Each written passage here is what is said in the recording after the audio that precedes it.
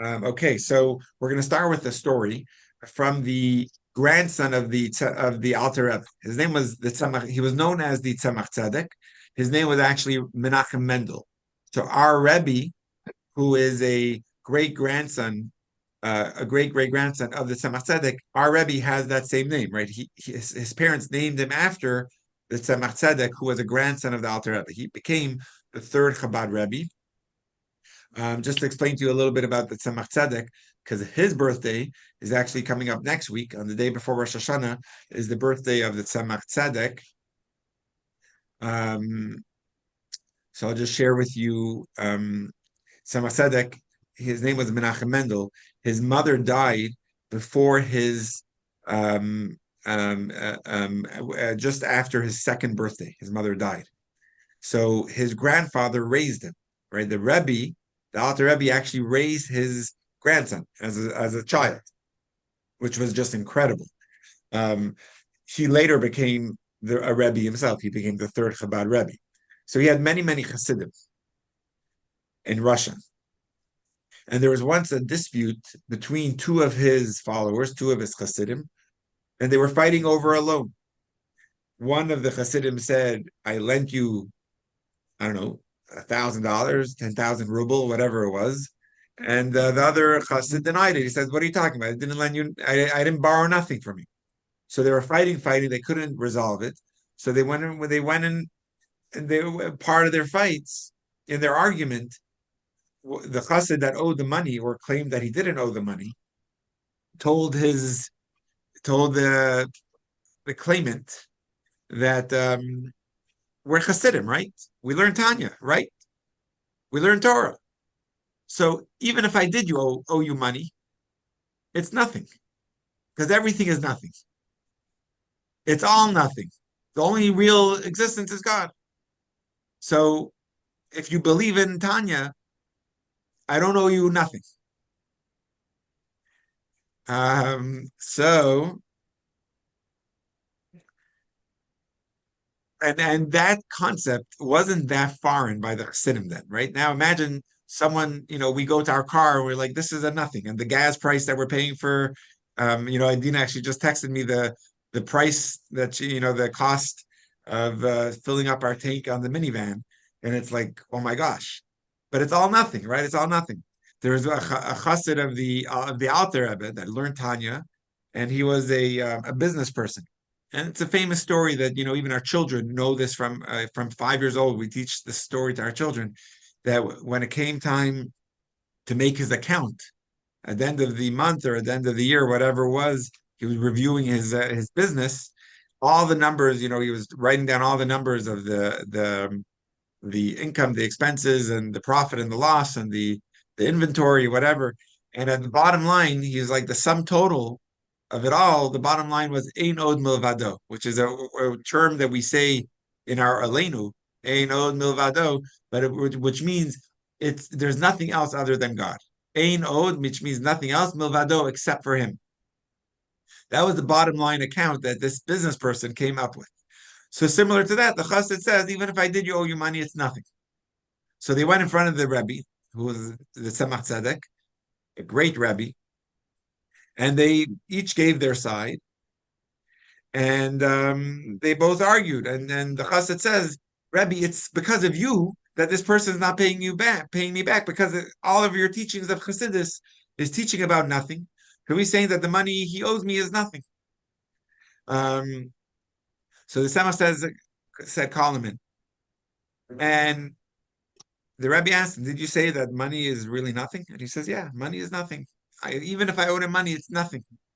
So he says, fine. If that's what you say, let me take this nothing off the shelf and let me hit this nothing and we'll see if it's really nothing or not. Meaning he was saying, if you say it's nothing, then money is nothing. And then let's put you in place and let's see if that's considered nothing to you or not. The point of what we're trying to say is much easier to believe that everything is nothing than to actually live it. For the sake of a loan, it's nothing. I don't owe you anything. But if you're actually living that way, it's an entirely different different way of or perspective. So what we're trying to do in the second book of Tanya is the Alter Rebbe is educating us that the world is nothing. But we have to, as the Alter Rebbe is progressing more in this book, the Shar Yichud V'Emunah, the gateway of unity and faith in God, we're trying to translate it more and bring it more into our not only in our belief system, but actually to try to implement it more. The context that we're studying is that there's a basic belief in the Torah, and it's a truth that exists in Judaism and in our belief that Hashem created the world. That's obvious. We know that Bereshit bara Elokim, in the beginning God created heaven and earth. But many philosophers for many generations believed that the world always existed. God, all he did was he's a master organizer. And there's such perfection about creation. I don't know if you're familiar with this, and you probably would be much more familiar than I am, where the world is situated between the sun or the distance from the sun. If we were 1 mile closer, we would be burnt. If we're 1 mile further, we wouldn't get enough sun. Everything is like perfect, how it was created. And they say God is a perfect organizer. He put everything to a perfect system. But the Torah says that God created the world in Latin terms, ex nihilo, which would mean the existence came from nothing, from nothing, from absolute nothingness. And before even the beginning of this section of Tanya, that's already a basic premise that God created the world from nothing. Meaning there was nothing before, and God created the world. So that's where the Alter Rebbe picks up in chapter 1 and says, now that we have that basics, let me tell you what my teacher's teacher brought to the world, what he contributed to this belief. So already before even opening Tanya, we're already coming with this understanding that God created the world, and not just as a master organizer, but that he created the world from nothing, from ex nihilo. Yesh me'ayin is the Hebrew term. And the Baal Shem Tov, what my teacher's teacher contributed to this or added to this, is that God is continuously creating. That at every moment, the creation has to be brought back into existence. It has to be revivified, if that's a word, it has to be relived from God. And it's coming from the words that God used to create the world. That when God created the world, he created it with 10 utterances. Let there be a sky, let there be light, let there be the animals. Yehi or, yehi rakia. All the let there be's in the world. God created the world using all 22 Hebrew letters. Those 22 letters are what's giving life and are what's the actual core existence of the entire creation. And let me pause here for a second. Are you able to hear the noise in the background with them banging, or is that not coming up? Oh, great! It's like pretty loud behind the wall, but that's great if you can't hear them hacking and banging. Good. In chapter 2, the Alter Rebbe, after giving us the facts from chapter 1, saying that now that we know that God created the world ex nihilo and is not just a master organizer, and now that we're adding the contribution of the Baal Shem Tov, that God is continuously creating the world at every moment, through the letters or the speech of creation. In chapter 2, the Alter Rebbe gives us more of the color or more of the logic behind it. And the Alter Rebbe continues in chapter 2 logically that you should know that creation, that when God created the world, and constant creation, that God is recreating the world at every moment, it goes hand in hand. Meaning you can't have what philosophers or heretics, the way the Alter Rebbe words them is heretics, which means people that believe that God created the world, but they deny that God creates the world every moment anew. There's people that believe that God was the primordial being or created the world um, uh, from nothing, but they deny that God creates the world constantly at every moment. And the Alter Rebbe says that can't be. If you believe in one, you believe in the other. You can't believe in one without the other. Because true creation, the Alter Rebbe continues in chapter 2, or in Hebrew, Yesh Me'ayin means that previously there was no thing at all, and that Hashem brought it forth. It means that by default, it doesn't make sense for it to be here at all. And therefore, the only way it can be here is because of the constant creation that's keeping it into reality. Because the default of the world is to be no thing here.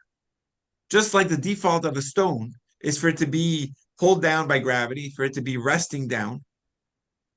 And if you want to change that default setting,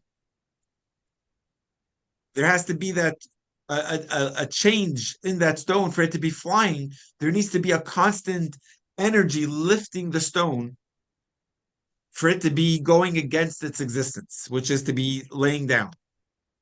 And as soon as that energy of the throw is removed from the stone, it's going to go back to its natural default state, which is to be landing, to be resting. So the Alter Rebbe says that the natural default setting of the world is to be no thing. So if you want to bring that into existence, it needs to be constantly being created.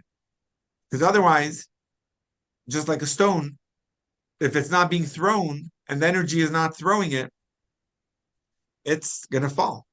So the world, if it's not going to be recreated this moment, it's going to be no thing. Go back to its default. It would, and just one thing, when I don't think I ever explained this before as we learned it. Maybe in the first class, I just want to make it clear. When we say no thing, and I stand. If I said nothing, and that's the way I'm saying it over and over, nothing is still a thing. It's still something.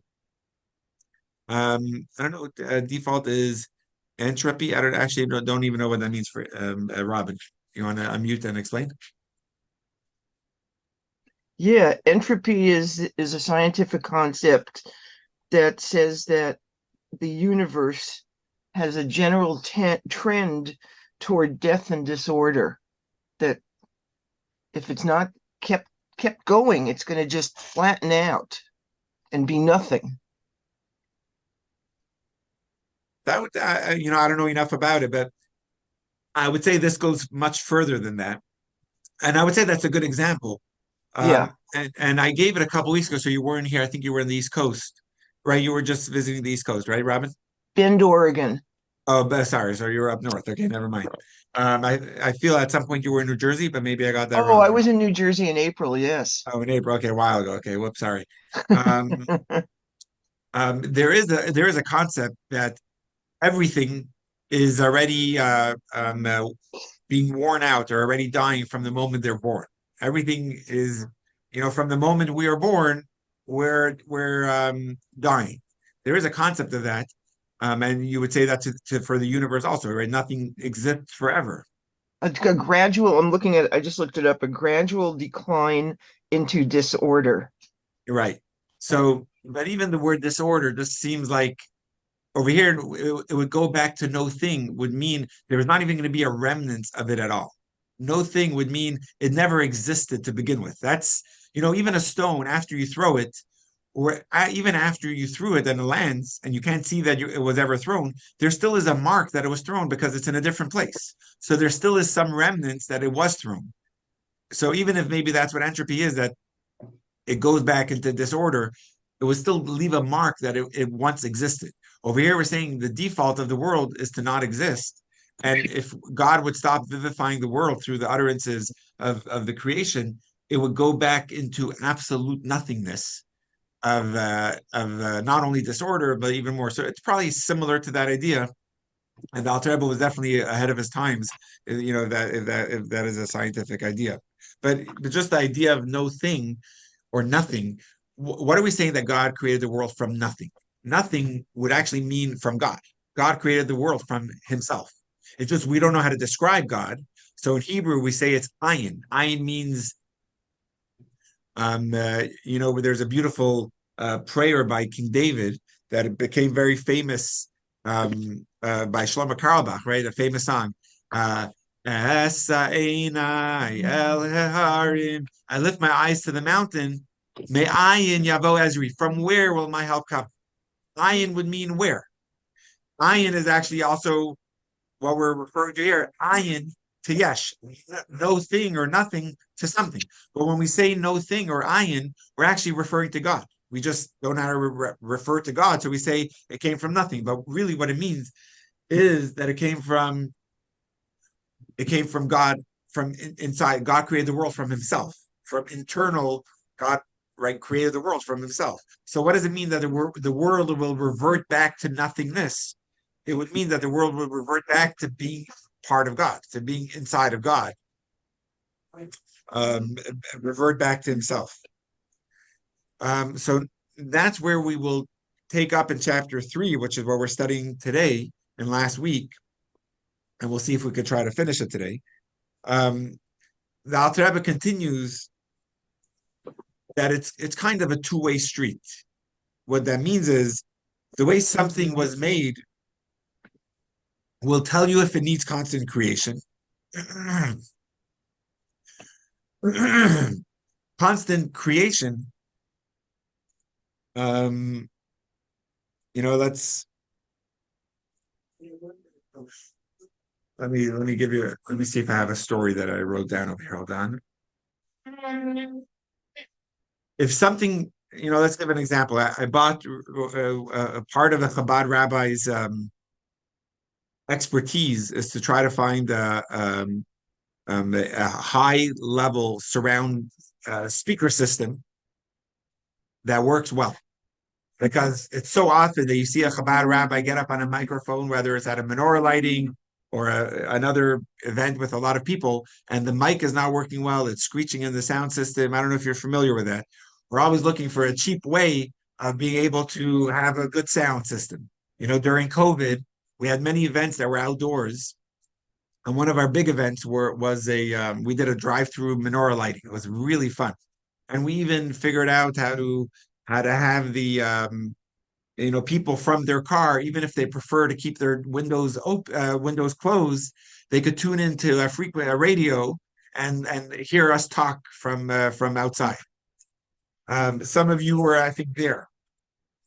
But so I just recently bought a speaker system from Costco, which is always for me a no-brainer. It's always a good buy, and they put it on sale, which means it's the best buy you'll ever find. Even actually the flooring that we just bought I told you we're putting down new flooring in Shoal. I got it from Costco and it was on sale, and I felt like $1 million, even though I paid $1 million. I felt like I made $1 million. That's how Costco makes you feel. But when I bought a speaker system, I bought it for our summer camp. And I only realized when I brought it home, is it only works. It's a big system, but it only works if it's plugged in.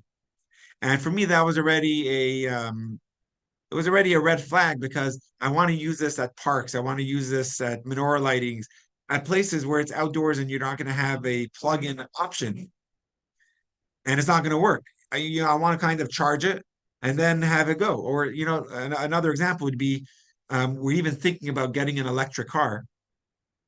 And I would love any of your opinion or advice after the recording is finished, because we do thank God a lot of driving for our carpool. Do you guys want to know how much carpool I do? Maybe I'll pull this off. Okay, I think I stop that. But anyway, the point that I'm trying to bring out is, um, part of the electric vehicle world is for them to tell you how much you could drive before having to plug it in, right? Before, on a charge, what's the range it could give you? And the longer range you get, it means the better car you're getting, the stronger the car is. Um, So even if the body of the car could look nice and it has, I'm not familiar with all the specs of cars, but it has mag tires or thick tires, whatever you call those things. But if it can't drive you far before having to plug it in, it has a weakness in the internal parts of the car. Or throwing a stone in the air. As soon as your energy leaves the stone, it reverts back to its default, which is, resting position. Or the same as with the sea splitting, which is the example we gave last week in our Tanya class. As long as the wind was pushing it, it was able to be parted. It was able to be split.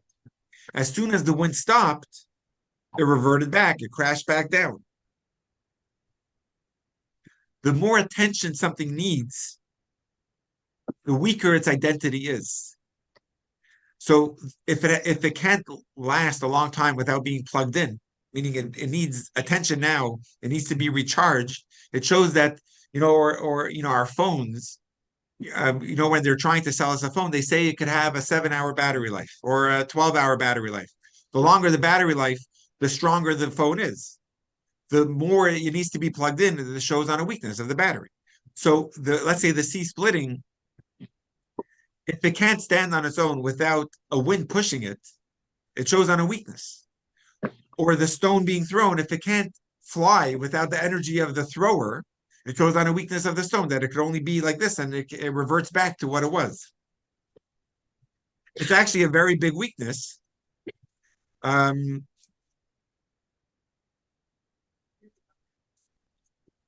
Because as novel as it sounds, like, oh, a stone throwing, we're familiar with the idea of something flying. I'm going to try to get back to this idea. If you take a bird flies, and that's normal for us. That's the only way we know a bird. Bird naturally flies. So for us, the idea of a flying bird is not novel. But what is novel is a throwing stone, flying stone, because we're used to it being in a resting position. But for a stone to be flying, it's different. So it's not what's different for us is not the flying part. It's that it's a stone and that it's flying. So let me try to explain this in other words and see if this makes sense. It's the fusion of two things happening that is what's novel. Because if it was a flying bird, it wouldn't be novel. That's what it's used to. If it was a stone that's lying flat, that's normal. We're used to that. But if when you fuse two things that usually don't go together, that's what needs that constant energy. A flying stone needs constant energy for the fusion of the two is what needs to be kept together. Or the sea splitting, we're used to things standing up, right? My laptop is standing up now, and we're used to that. It's like it's this way. It makes sense. But a water standing up does not make sense. For it to be constantly in the upright position, other things could be in an upright position, and we're fine with it. But for the water to be in an upright position, that's out of the default stage. So for that, we need the wind constantly pushing it. So it's the fusion of water and it being upright that needs constant attention. Rabbi, can I Yeah, ask you a question? of Is course. it similar to the concept that like an electron and a proton repel each other? One is positive, one is negative. And in their natural state, they would dissolve into their own respective nothingness, frankly. But if God's energy wasn't constantly through gravity or electronic strong or weak forces or electromagnetism, if God wasn't constantly holding the atoms together, the electrons and the protons, then everything would dissolve instantly back into its organic state, which is pretty much nothing, right? There's no material form. It's just energies of electrons and protons pushing away from each other. So it's the Exactly. same. And very much that that lingo is so that using those words makes it so much more palatable to understand it. And Steve, I know, and I encourage you to say that in the class because I love when people add their things that it really contributes so much to our learning experience, to our teaching experience, when we can learn and from each other. And I think that, after you told me that last week off the record, I was thinking about it more, and there's so much in what you just said, and part of what Tanya is saying, where, and I want to get back to this point where, and that complements this idea so much, is the world being created is a lot more than the water splitting. Because when God had the water split, it was just what needed to be maintained constantly at that moment for that night was the fusion of two things. There's water, and it has to be upright. Those two things don't go together. Other things could be upright. Water doesn't go upright. So for it to fuse the two of them together, it needed a constant energy of the wind blowing, the east wind blowing through the whole night. Or the rock being thrown, the rock exists, throwing or flying things exist, but a flying rock doesn't exist. So it needs a constant throwing energy for it to happen. So it's the fusion of the two things that is what's quantum change is happening. But the matter itself is not a quantum change, right? The water exists, the rock exists. It's just trying to get it to exist out of its normal state is what's the quantum change we're talking about. But with the world itself is the quantum change. When God created the world, the default was there not to be a world. So the matter itself is the quantum change that we're talking about. Unlike other things that we're familiar with now, the quantum change is just the fusion of two things. Over here, the quantum change in the world and the entire universe is that the default is for it to not exist. Or like you're saying, with the electrons and the neutrons and the croutons and everything put together, that without it, it would dissolve back to nothingness. And for it to remain together is that quantum change of the universe itself. That's the quantum change. So that's much more of a quantum change than just the matter existing and us just fusing parts together. It's the matter itself that's making the quantum change. I hope that's clear. So continuing in chapter 3, we can conclude that really everything is the default of everything is really no thing. And if we were not, but if we were given the opportunity to see the spiritual element of what's keeping everything into existence, it would be the Hebrew letters of the Torah. And it's the word of God. The word of God, the Hebrew words of the Torah. And right now I'm in middle of preparing for Rosh Hashanah, looking through some of the liturgy that we read every year and sing every year, but trying to come up with deeper meaning or dimensions of that layers that have so much meaning into it. So one of them, not even related to Rosh Hashanah, but the Kiddush that we do every Friday night, there's different customs. If you're Ashkenazic or Sephardic, there's small nuances of difference. For example, the way I'm familiar and the way many of you are familiar with the prayer we say by the Kiddush on Friday night is to start with the word Yom HaShishi. Is that how most of the people start over here? Yom HaShishi, is that most of the people? Okay, good. Some people start with the words Vayhi Erev, Vayhi Boker, which is the 4 words before Yom HaShishi. Yom HaShishi is actually the last 2 words of a verse. The beginning of that verse says, there was evening and there was morning on the 6th day. So Yom HaShishi, which means on the 6th day, is really in the middle of a sentence. It would make more sense to start it from the 4 words before it, which was, there was evening and there was morning on the 6th day, and then God concluded the creation on the 7th day, right? Shabbat. Vayichulu Hashemayim. But when you start with the word Yom HaShishi and you go till the end of that paragraph of Lasot, you have 72 words. And 72 is a very mystical number. It's actually one of the names of God is comprised of 72 letters. Don't ask me what it is or how Kabbalistically it is, but there's a name of God that is made up of 72 letters. It's called Shem Ab, Ayin Bet, which stands for 72. And we're invoking on Shabbat the name of God comprised of 72 letters, which is considered the holiest name of God, through the Yom HaShishi prayer.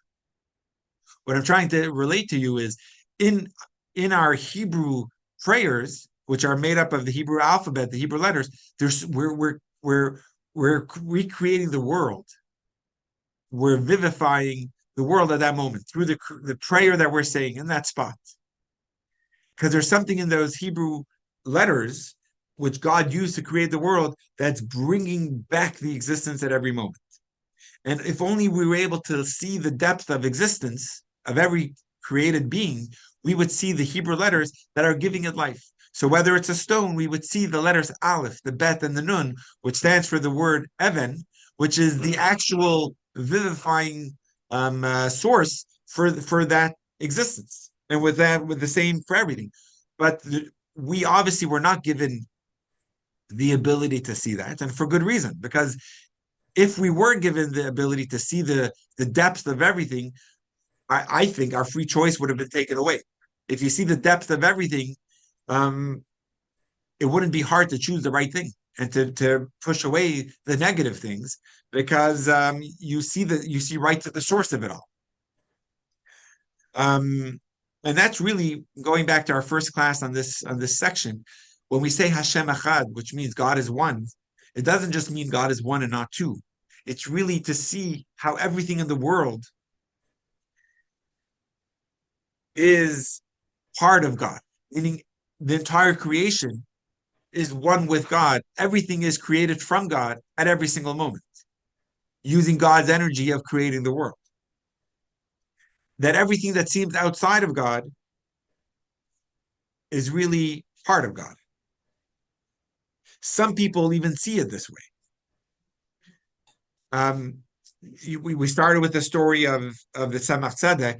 So that same Tzemach Tzedek, at the end of his life, his last few years, his wife passed away, and he was in deep pain that his wife passed away. He was obviously not a changed person, but it had physical effects on his well-being that he was left without his wife. They were so close. They were so. It's actually interesting. Out of all seven Chabad Rebbes, there was two Rebbes out of the seven that the wife predeceased, that the Rebbitzin predeceased the Rebbe, predeceased the husband. Our Rebbe, right, his wife passed away in 1988, Rebbitzin Chaim Mushka, and our Rebbe passed away in 1994, 6 years later. The Tzemach Tzedek also, they shared the same name, and both the husband and the wife shared the same names. Menachem Mendel was the name of our Rebbe, and the name of the third Chabad Rebbe, and the wife's name was Chaim Mushka. And both of them, the wife passed away 5.5 years before the husband, before the Rebbe. In the last few years of the Tzemach Tzedek's life, he said that he's only taking Yetidus, which is a private meeting, a private audience with people that wanted to meet him, only for spiritual matters. Meaning, don't come to me. A Rebbe will give you advice on spiritual matters, dealing with anger, dealing with whatever ego, dealing with whatever you're dealing with, but also give you advice on your practical matters, the things in your life or things in your business that you needed help with. But at the end of the Tzemach Tzedek's life, he says he's not taking any more physical blessing audiences anymore. No meetings for physical things. I could only take meetings for spiritual things. But it may seem like, he didn't have the time anymore for physical matters. All he cared about was spiritual. But it's more that he wasn't equipped anymore with giving advice on physical, because in his last few years of his life, what he was so in tune with was the spiritual. What he saw in a wall, what he saw on a table was the vivifying energy giving it life. He didn't see the physical anymore. So it wouldn't make sense for him to give you advice on physical when he didn't relate to it anymore.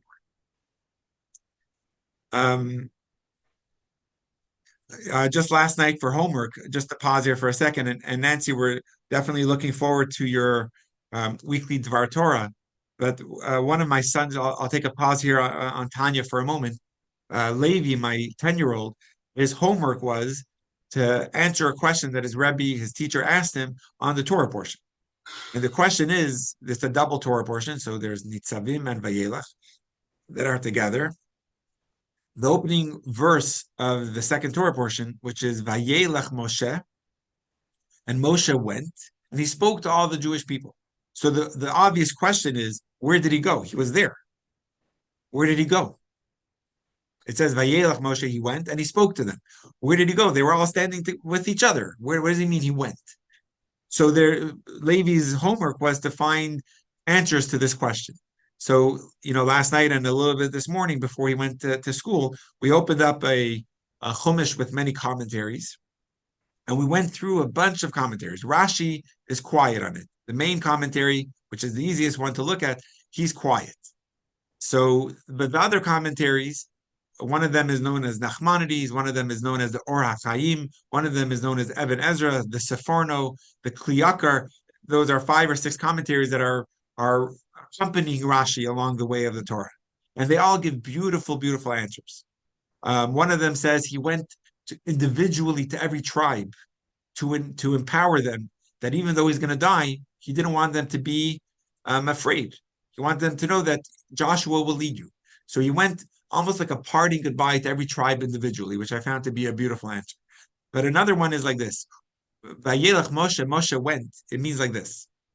It says that at Tzaddik, a few days before a person would die, the Tzaddik could see it in that person. The Tzaddik knows that a person is going to die. And it's not the way that may sound odd, because like go to the doctor, he could tell a person to be saved. It's more, he doesn't see the illness, he sees the neshama, he sees the soul of that person preparing to go. And it says that 3 days before a person dies, the soul, and I gave this already in my Journey of the Soul class, I explained this idea.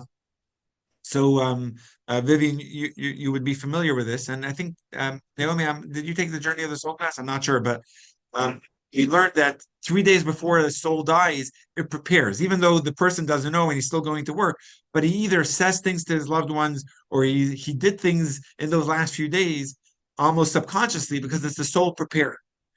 So a tzaddik could see that in the person before the person knows it himself. The tzaddik knows. So there's a crazy story in the Zohar, where a great Kabbalistic sage, Rabbi Shimon Bar Yochai, who we honor on Lag BaOmer, he told a certain sage, Rabbi Yitzchak, that you're going to die in 3 days. He told it to him. He saw it in that person. So Vayelech Moshe, it means Moshe saw his soul leaving this world. Moshe went, is he saw, not only he saw in other people, which he was able to do for all those years, he saw it in himself. So the Alter Rebbe, it says that even before he died, a few days before, he called in his children, he called in his grandchildren, and he asked them, what do you see? And they said, we see a beam. And he says, I don't see the beam anymore. All I see is the Divrei Elokim Chaim. I see the words of the living God giving it life. So before a tzaddik dies, they're in tune with that spiritual that most of us on a regular Wednesday, we're not in tune with, and for good reason, because otherwise we can't relate to this world as much. And I'll take your question, Naomi, just one more second. And it's just interesting, in 1951, which is the year the Rebbe became Rebbe, one of the first things the Rebbe says is that, why do we know the story of the Alter Rebbe, that he was able to see the spiritual? Is because why were we given the ability to know the story if we can't relate to it? We can't see the spiritual. We can't relate to it. Why would we even know the story? Just to be jealous? Just to be impressed with the Rebbe? So the Rebbe says it's because we can achieve it. When Mashiach comes, we'll see it, but it's based on the work we are doing now of refinement. It will allow us to see it better when Mashiach comes. So by learning now, we become more in tune with the spiritual. By learning Torah, we become more in tune with the spiritual and more in tune with the vivifying energy that animates the world. And we're preparing ourselves to be able to handle or appreciate it when Mashiach comes. Yes, Naomi. Oh, did you have sorry, you're muted. Okay. Does every tzaddik know 3 days before his passing that is happening? I was wondering if Lubavitcher Rebbe knew 3 days ahead. I would think yes, but obviously I don't know. But I would think yes, because They don't this is not my necessarily, they may not announce it to people then. Yeah, right, yeah, thank you. right. But like things that the Rebbe did before the Rebbe's stroke, it was so clear. The Rebbe had, I'll just give you a few examples. The Rebbe had many things on his desk, right? There was many correspondence and many books that the Rebbe was studying and tasks. The Rebbe's desk was full of things.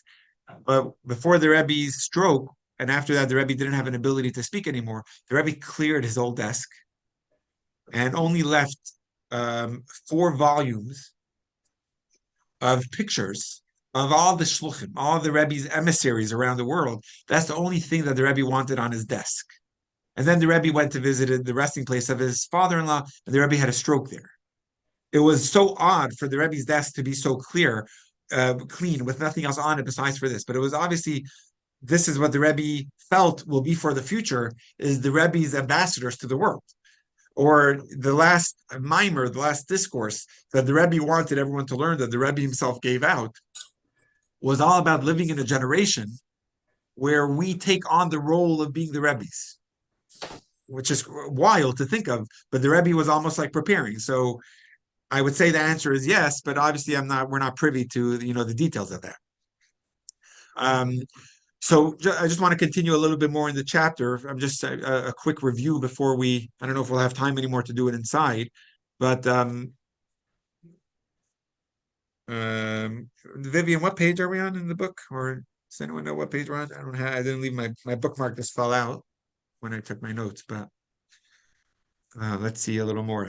41. Yeah, that sounds right. That's the page I'm on. Okay, cool. Thank you.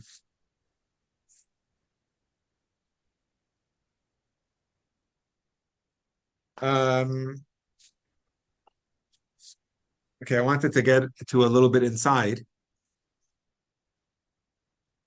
Let's just read it. I'm just going to read a little bit more of my notes. In this chapter 3, what we're going to continue learning is sunlight. It's millions of miles away from the sun, and the sun rays that we have that's going into our homes and giving us our strength of the sun. It's literally giving life. It's giving energy. You would think that the sunlight, if it's so far from the sun and it's able to give so much power and energy, you would imagine that the sun rays, the higher up it goes or the closer it is to the sun, the hotter it gets as it's closer to the sun. That's what you would think of sun ray. But the truth is, when the sunlight is back in the sun, even though you may think that it's so much more powerful, but when the sunlight or the sun rays are back in the source, it's actually not even called sun rays anymore. You would think that sun rays are enormous in the sun. But the truth is, there is no sun rays in the sun. All you have is the sun. There's no separate name given to the sun rays when it's in its source. It's only when it's further away from the sun are you then able to appreciate the sunlight. And you appreciate it because it's connected to the source. And therefore you refer to it as sun rays or sunlight. But when it's back into the source, it's not even referred to as sun rays. So the same as this example of sun rays or sunlight, we appreciate and we really need it.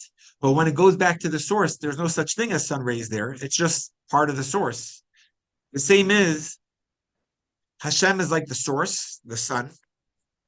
And only when we are a separate entity from the source or outside of the source, do we come across as a sunlight or as away from the source. But if you're able to tap into your own source, if you're able to tap in, or if you're able to trace back the DNA of the human being, you will see that the true source is not an existence. The true source is the sun. And in the sun, there's no sun rays. If you were to tap into the true existence of everything, you would see that there's no existence. All you would have is the source. Does that make sense? Did I explain that uh, eloquently enough? Um, so how could it, over here, how could it seem like its own existence or independent entity is because there's God created it. God made it outside of him. But if you go back to the source of it, you would see that it's all all it is really Hashem. That's the true existence. So going back to that story all the way at the beginning, the true existence is nothingness, or like the Chassid said, it's all nothing. He's right, because the true source of everything is Hashem. Just like the sunlight, if you go back to the source of it, it's all it is the sun. There's no sunlight there. It's just sun. There's a famous story of the Rambam, which is Maimonides. His name is Rav Moshe ben Maimon. And besides for being an incredible rabbi and author of and literally saving Judaism and Torah, he was also a physician. He learned medicine because he had to support his family after his younger brother died. He had a brother that was a jeweler that was supporting his family and supporting their whole family, that he was able to study Torah. And his brother, his name was David or David, died at sea when he was on a business trip. And his boat capsized with all of his merchandise, all of his business. So the Rambam was left mourning his brother, and now not only having to take care of his own family, having to take care of orphans, his brother's family. So he learned medicine, and he actually became the personal physician of the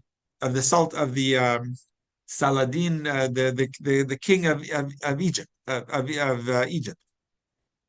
But there were many anti-Semites in Egypt in the palace that hated the Rambam and hated that the Rambam was so good at what he was doing, and that the king used the Rambam as an advisor. They hated it.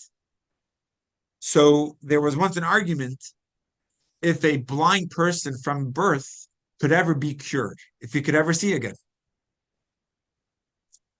And the Rambam says no. If he was blind from birth, he can't see. And the other doctors or the other advisors said yes.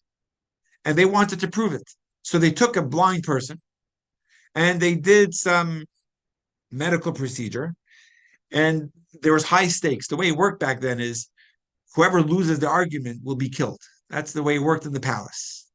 You win the debate, you live. If you lose the debate, you die. So they loved the idea of the Rambam dying. So they came up with a way of finding a blind person and doing a procedure on him that will disprove the Rambam, and they will be able to have the Rambam killed by the king. Obviously, it was a ploy. They planned this in advance to hire a blind person that maybe was blind, from an illness, and they were going to do this cure for him, but it wasn't real. So over here, they did this procedure, the surgery, and he wakes up from his procedure and he's able to see. And he's celebrating. He's like, I was blind and now I could see. And everyone's jumping for joy. And the king's like, this is real. So the Rambam says, let me test him. Let me see if this is real. And the Rambam says, I need to really see that you could see. I need proof. So he started bringing handkerchiefs. He says, what color is this? And he says, that's red. And then he says, what color is this? He said, that's green. He's like, are you sure this is green? And he asked him the color of 5 different colors, and he was able to know it all. And he says, the Rambam says, you see, you weren't really blind from birth. Because if you were really blind from birth, you would have no idea what color this is. It wouldn't, this is obviously wrong.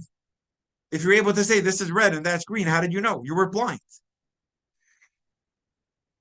Point is, if you're not familiar with something, you can't know it automatically. So the question is, if we were born into this connection with God, and God is our source, why don't we see it? I'm giving you this example that the Alter Rebbe gives in chapter 3 of the sunlight, that its real source, if you take the sunlight back to the source, There's no sunlight there. It's just sun. So if you take the human creation, not only the human being, but everything, if you take it to its source, all it is really godliness. It's really God's existence. It's God creating from himself into something. So the question is, why don't we see it? Why can't we see it if it's really our true existence?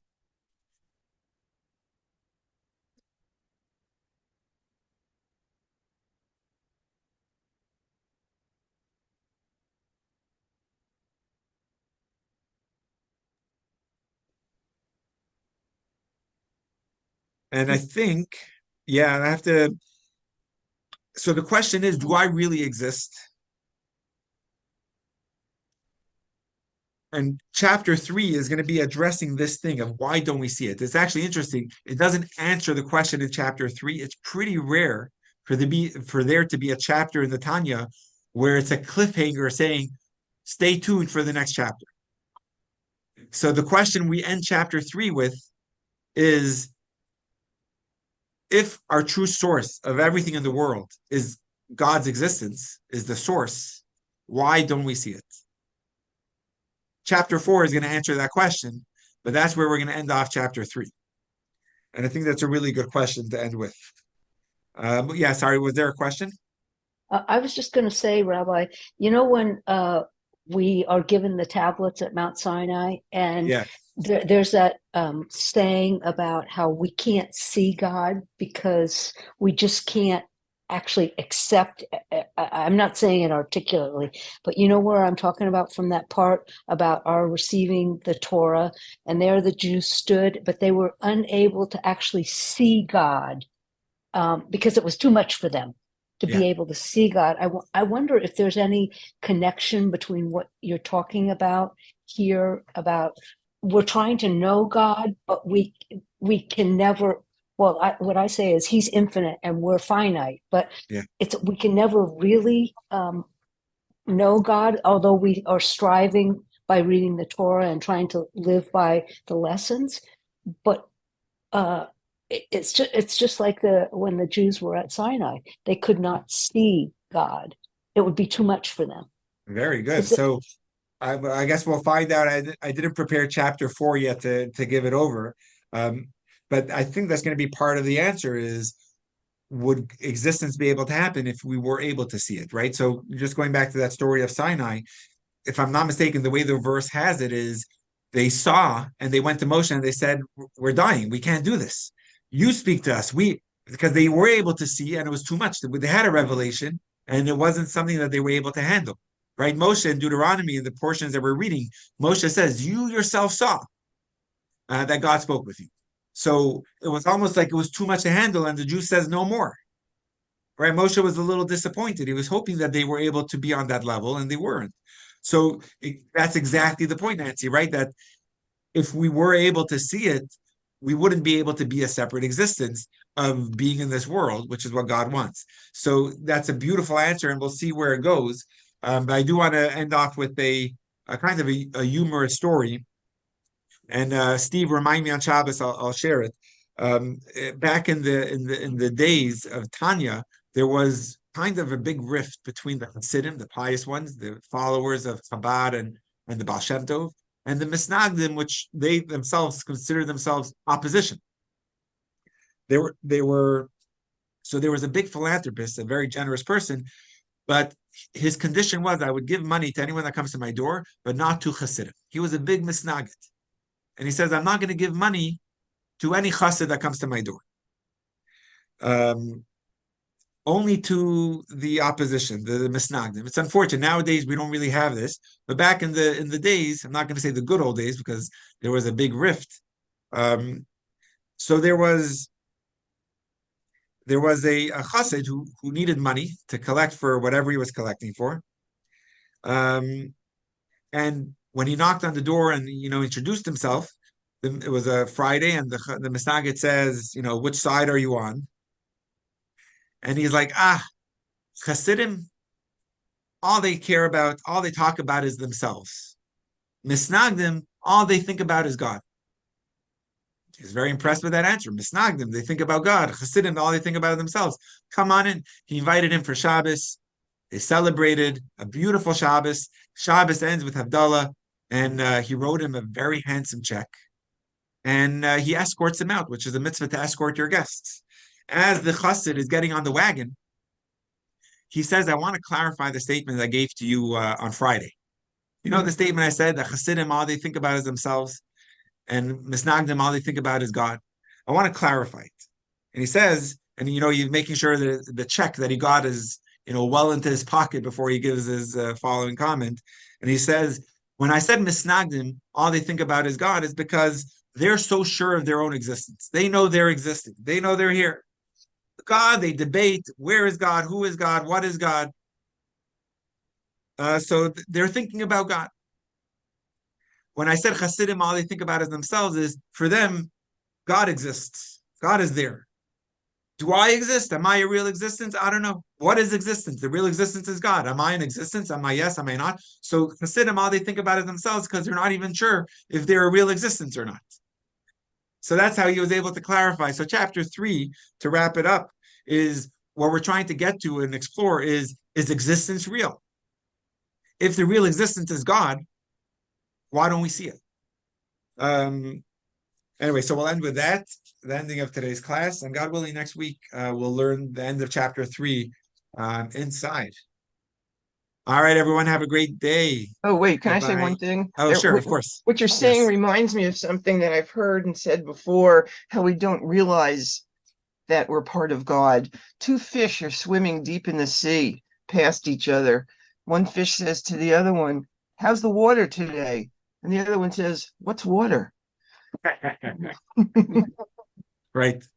And it's beautiful because like even the air, it's like so what is our existence? And we'll continue at chapter 3, and chapter 4 will answer that question. So chapter 3, we'll see it inside as we go further with the analogy of the sunlight back in the source, and we'll see it inside the answer in chapter 4.